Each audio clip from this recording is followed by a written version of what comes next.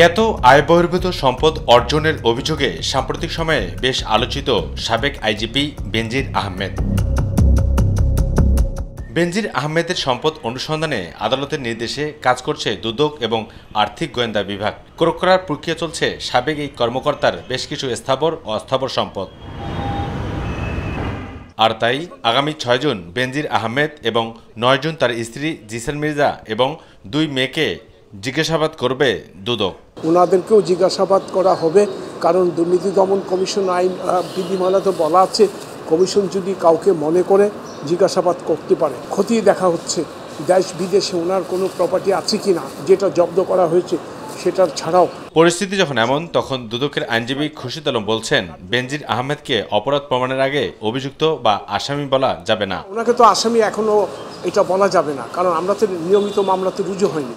কথা বলেন সম্পদ জব্দ, দুদকের অনুসন্ধান প্রসঙ্গ সহ প্রটোকল বিষয় নিয়েও।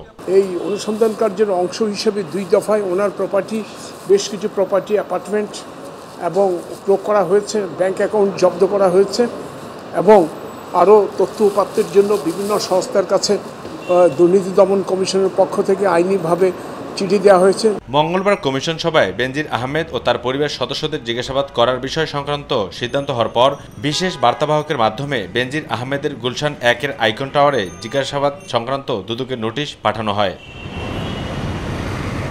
অপু, মাই টিভি, ঢাকা।